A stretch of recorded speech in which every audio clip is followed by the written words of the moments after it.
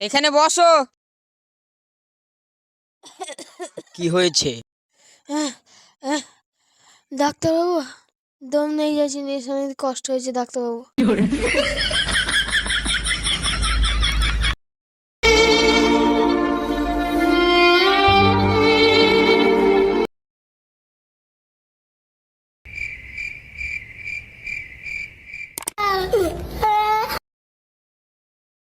শ্বাস নিতে কষ্ট হচ্ছে?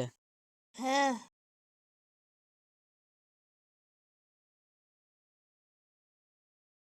এই যে ওষুধ কটি লিখে দিলাম, এগুলি বাইরে থেকে কিনে নিও।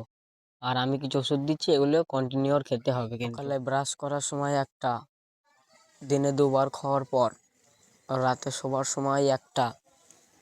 আর এই যে শেকড়, এটা দিনে 2বার খেতে হবে।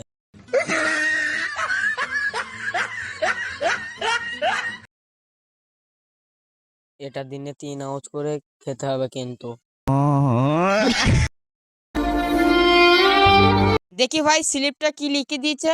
1 বোতল বাংলা মদ আর 3টি হিরাইনের প্যাকেট।